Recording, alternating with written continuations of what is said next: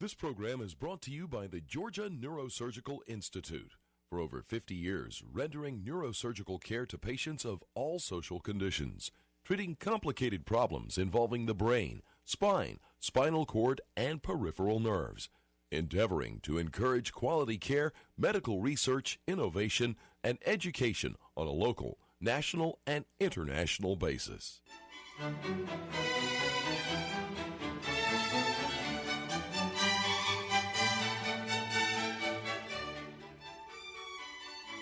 Good evening. My name is Joe Sam Robinson. It's my pleasure to have with us tonight Congressman Jack Kingston, who is running for the United States Senate. I am, and Joe Sam, it's great to be with you. I appreciate the chance to be on your show. Well, great. It's good to see you, and maybe you can just talk a little bit about how you decided to jump into the political world and how you came to be in Congress. What happened? Well, you know, I think it's possible I was dropped on my head when I was born. I'm not certain. I do know this about politics. You either like it or you don't like it. Yes. Our former DOT Commissioner, Tom Coleman, actually said once, you got to be smart enough to play it and dumb enough to think it's important. Yes. And I think, and then Johnny Isaacson said one time, the only cure is embalming fluid. Yes. So you get that political bug in you, and you really do like it. But I will say this, deep down inside, most politicians do have an ideological axe to grind. Yes. And I say that in a positive sense. I mean, you want to do something. You want to change the world.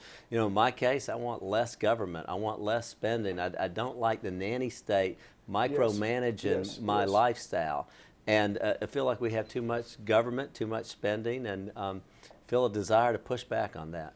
Well, I think those are commendable ambitions, but just so you're in Congress now. How did that happen? I mean, how does one get in Congress? Well, how did you get there? Well, I was reared in Athens, Georgia. Yes. My mother was the politician in the family. She was active in the Republican Party there, and I think drugged me to a lot of meetings as a child, and it somehow got in.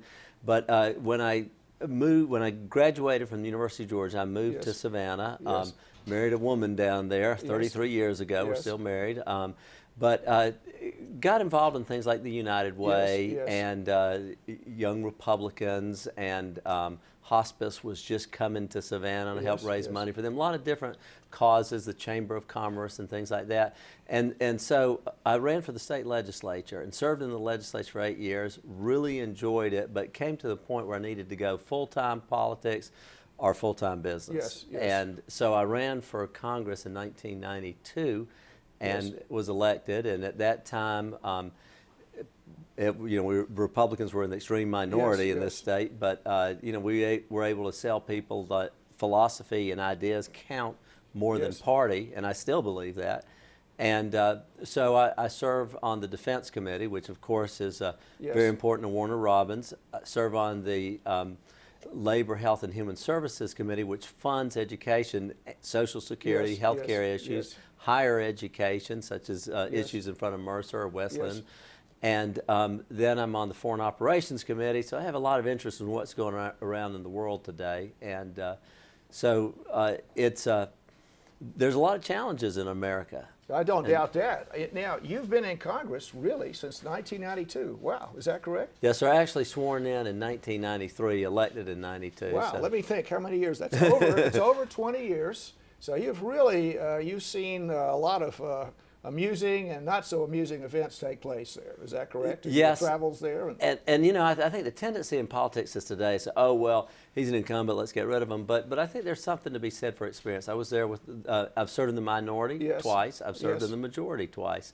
I was there when we worked on NAFTA, when we had Hillary care, when we had Obamacare votes, when we had the vote on NAFTA, our use of force in Iraq and Afghanistan, and some pretty significant issues. One of the things I'm very proud to have been there for was when we voted on welfare reform.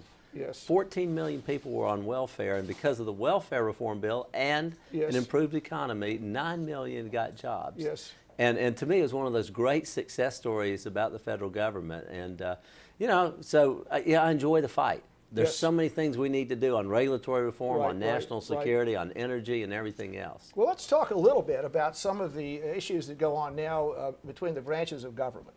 So we have this complicated story, do we not? And it sort of seems like the executive branch is getting more powerful than it's been in the past. Is that a true statement? Or you guys are in the House? Are you able to checkmate a lot of issues that come along? Or how is that working out? You know, I think there's an argument to be said that the executive branch is getting more powerful either through executive orders, which are an end around Congress, or the appointment of czars, or the appointment of judges that will implement the changes or interpret the law in favor of the administration. But it's only as strong as the legislative branch lets it become. And, you know, in the sense of three branches, three equal branches of government, I think it's important to remember what branch you're in. And sometimes we have a tendency in Washington to say, well, the president is of my party. His jersey color is the same as my jersey color, therefore I have to rubber stamp what he does. We're on the same team. And it's not really set up that way by the founding fathers. It really was. He's in the executive branch. There's supposed to be a frictional dynamic with the executive and the legislative branch. And so, you know, I think it's very important for us to continue our oversight, to hold the purse strings, to make the executive branch accountable, and vice versa. Well, now, one of the things that goes on, it appears to me the executive branch has the clout of the executive branch seems to be growing decade by decade, year by year. They have all the extraordinary bureaucracy behind them. They can do things that are difficult to follow. What happens if the executive branch doesn't enforce the law? Well, what's Congress to do? You know, it's interesting. If they don't enforce the law, or they kind of make things up as they go along, we can defund it so that when we are funding, say, the EPA, we can say no funds can be expended to do the following. And so it pulls the money out from under them, but unless the Senate agrees to that, then that project continues to get funding. But we try to defund it. The other way is we bring them to court routinely. Lots of groups are suing the federal government as we speak. And so, you know, sometimes that takes years and years, but the best thing is to have to remember that we are a nation of laws, and whether you like the law or not, you have to follow it and you have to enforce it. Well, now, I mean, I guess what I'm getting at a bit is that we have these complicated decisions to make, and we'd like to imagine those decisions are being mandated by a legal process. The law is doing something, but actually, aren't a tremendous amount of the things happening in American life just factored out by executive order? And if laws are put there, sometimes the executive elects not to enforce those laws. Yeah, very often that happens. We've seen a selective enforcement of our immigration law, a selective enforcement most recently of marijuana laws, that in states where you have medical marijuana, the federal government has now decided not to enforce the use of recreational or illegal marijuana.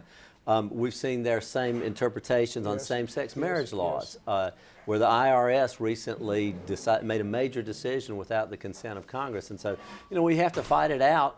But again, often, if you're of the same party the president, you say, oh, yeah, no, that's cool because I agree with him, rather than, hey, the process is still important.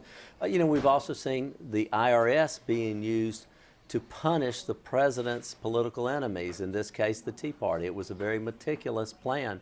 The head of the IRS visited the White House something like 157 times during that time period. And there's no way you could say that was random or accidental. Yeah, I'm just going to speak. What can I say? I'm sort of I don't know, a person that's here in Middle Georgia and Macon, Georgia, observing things. But it appears to me that the power of the government is just pretty awesome these days, and the ability of an institution like the IRS to do whatever it wants is a little frightening. What's Congress doing to check the power of the IRS and to keep an eye on what's happening? A lot of it is oversight.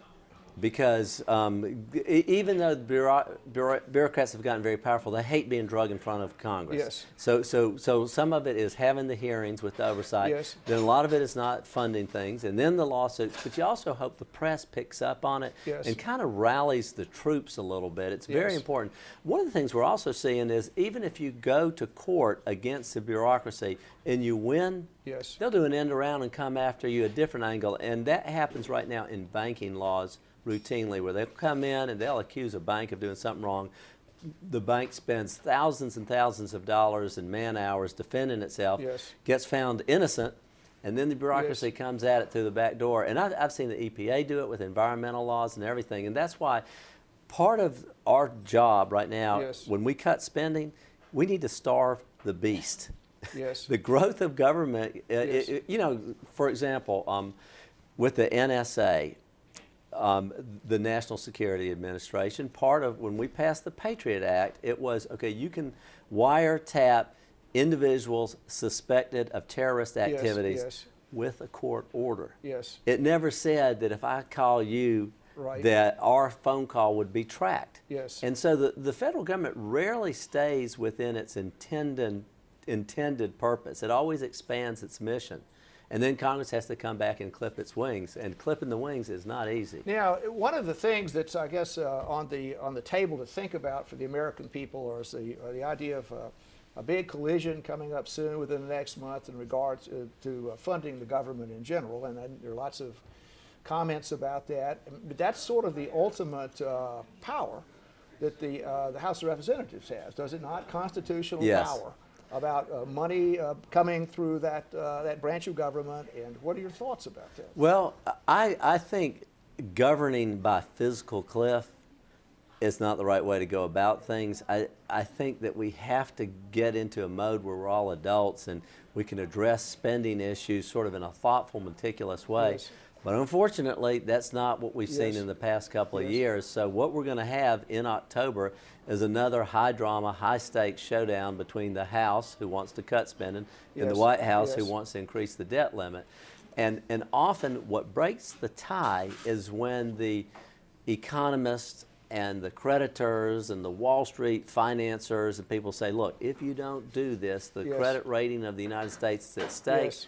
The stock market's going to crash. We will Yes. go back into a recession. On the world market, people will quit buying our bonds or whatever, quit investing in America. And so, you know, you get a lot of mixed emotions on this. I mean, you certainly don't want to plunge us deeper into a recession. But on the other hand, you say, look, we got to get control of the spending. It's absurd. Yes. Right now, for every dollar we spend, 42 cents is borrowed. Yes. Well, obviously, we have a tremendous national problem in governance.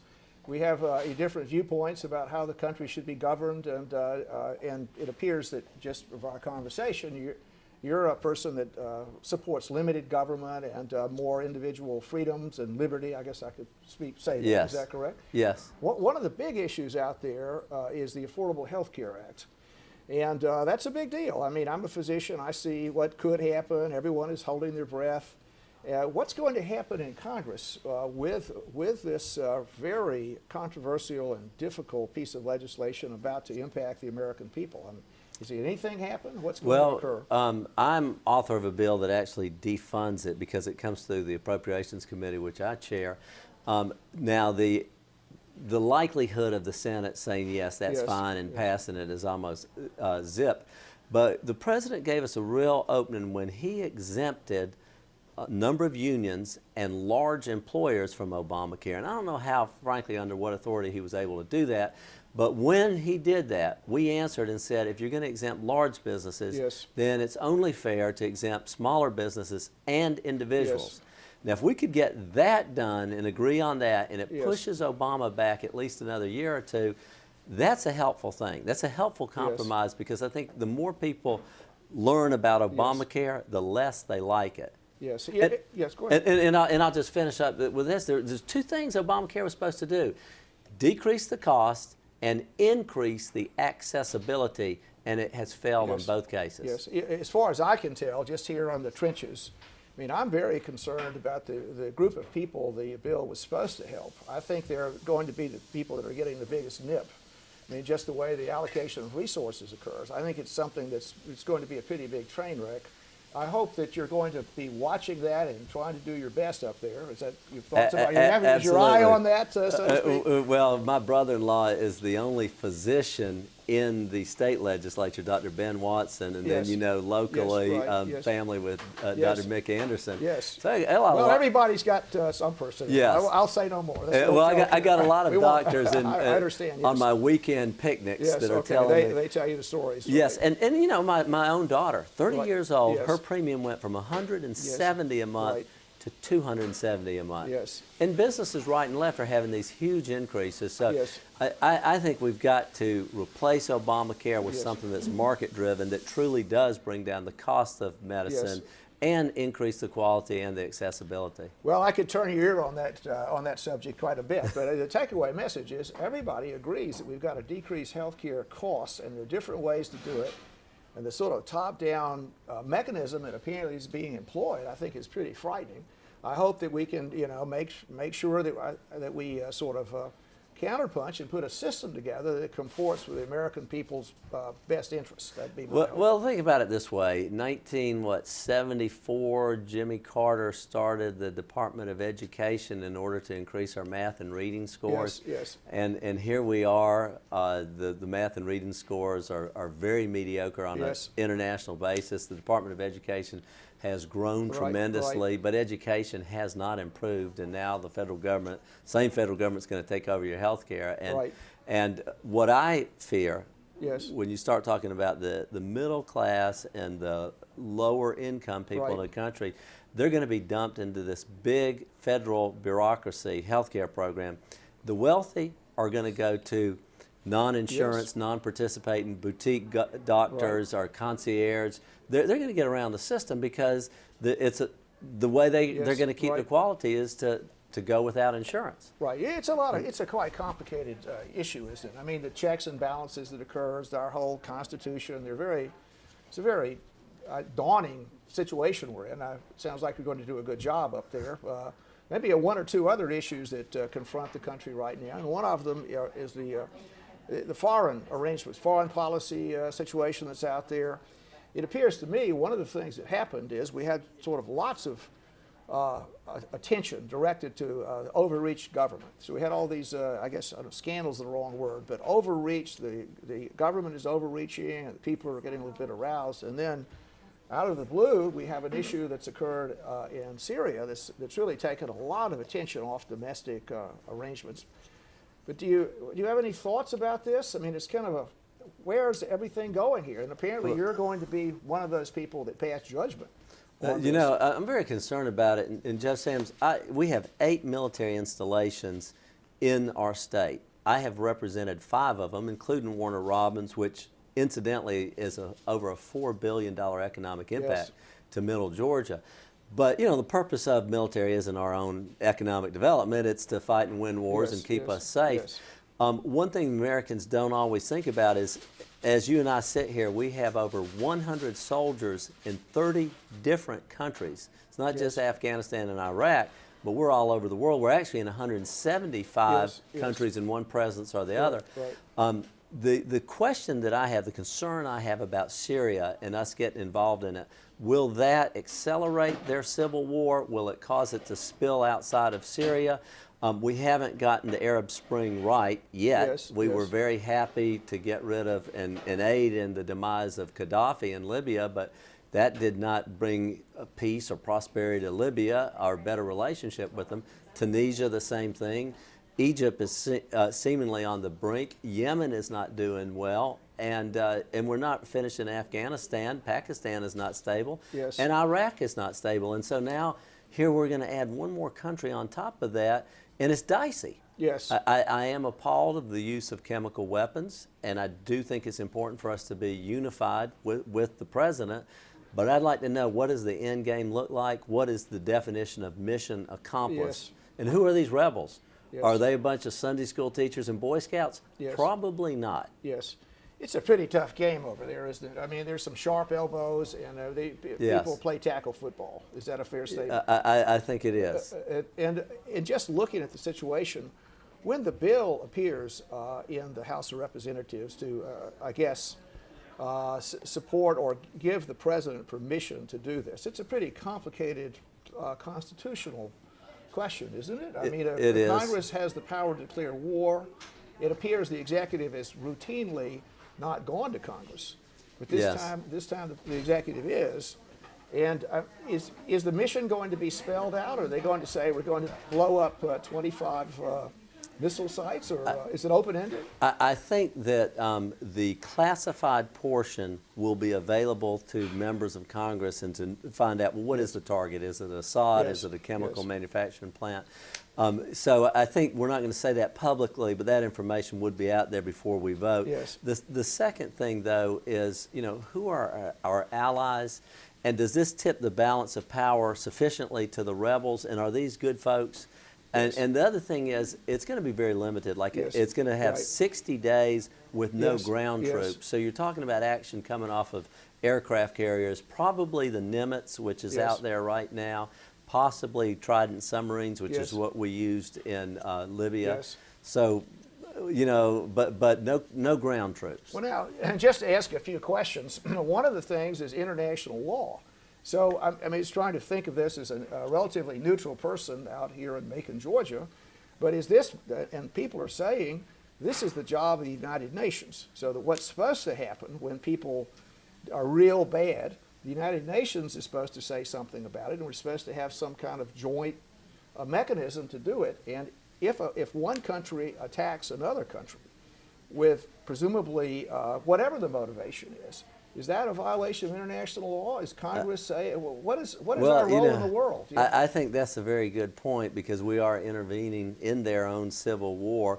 But on the other hand, Russia has been supplying Assad's regime with weapons. So I think the UN is in so many ways weak. It can be a toothless tiger.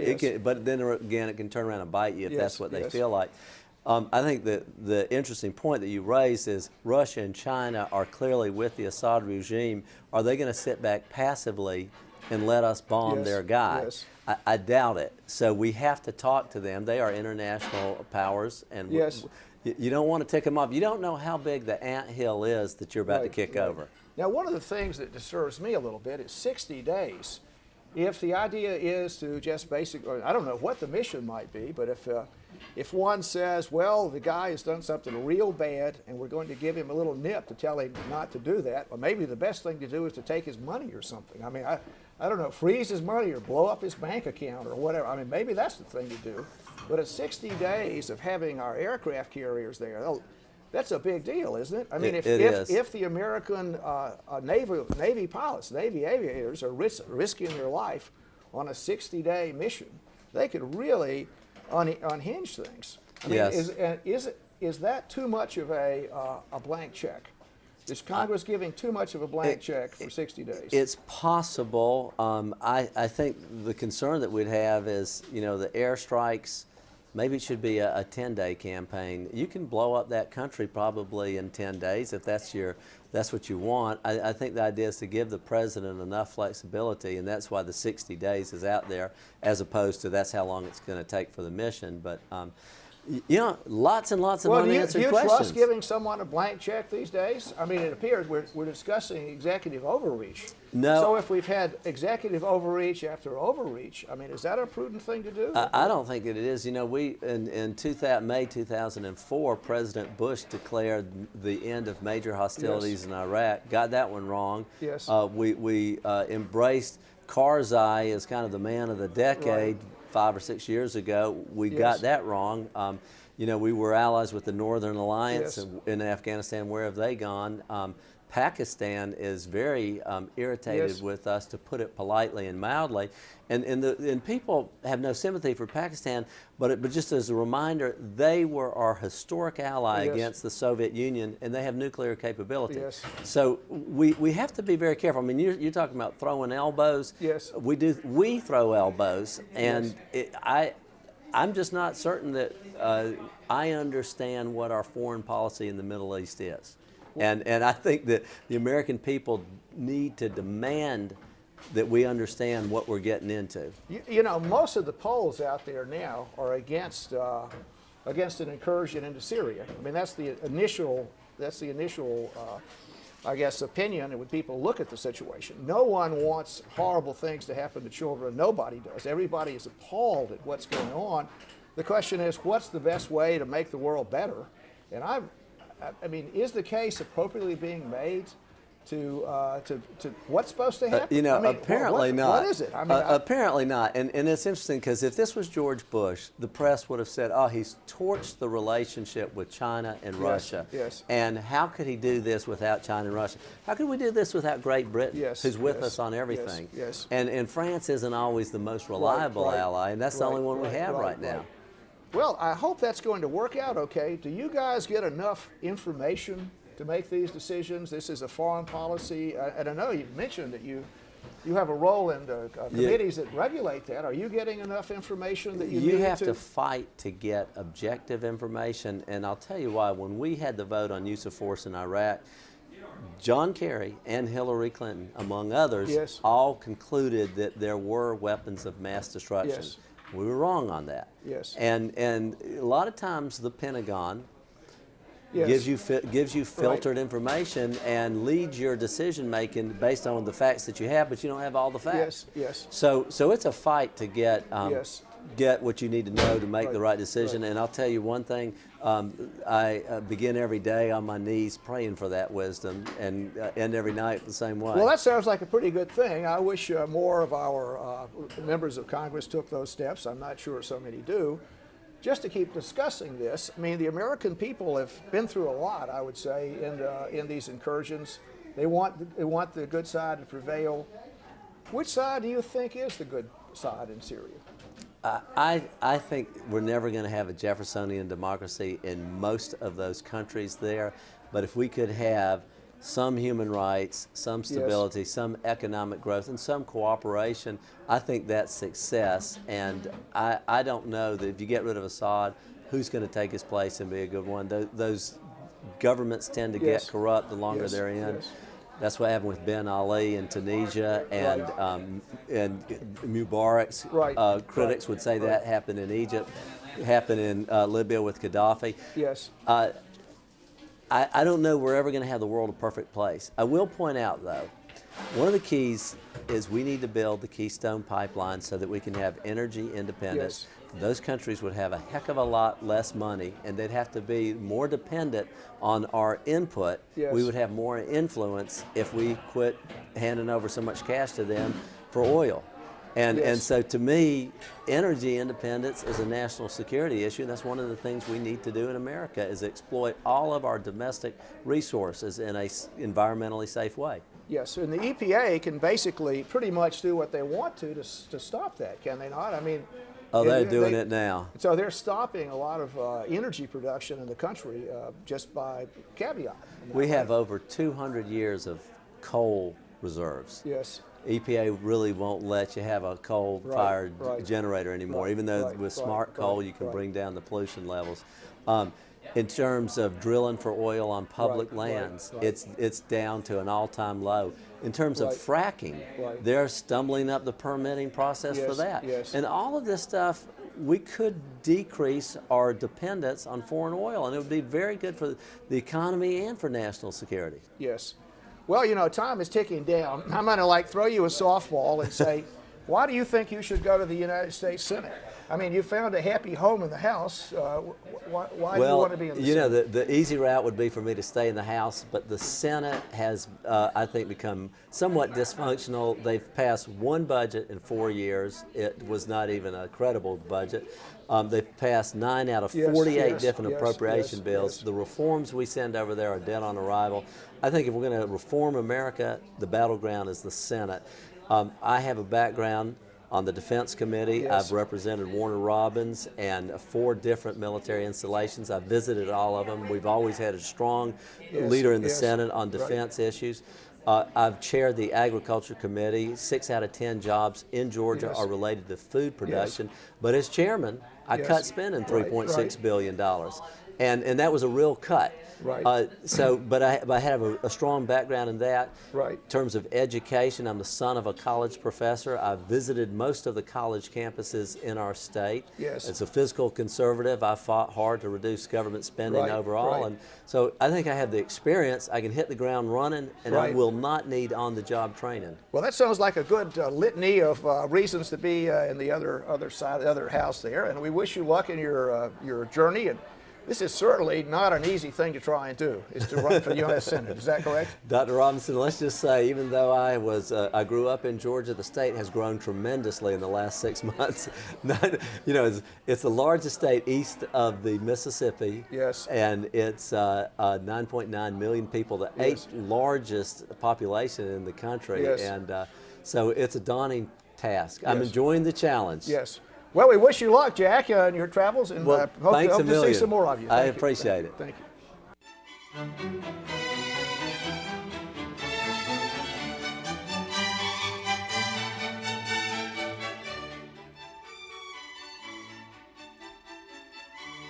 This program is brought to you by the Georgia Neurosurgical Institute.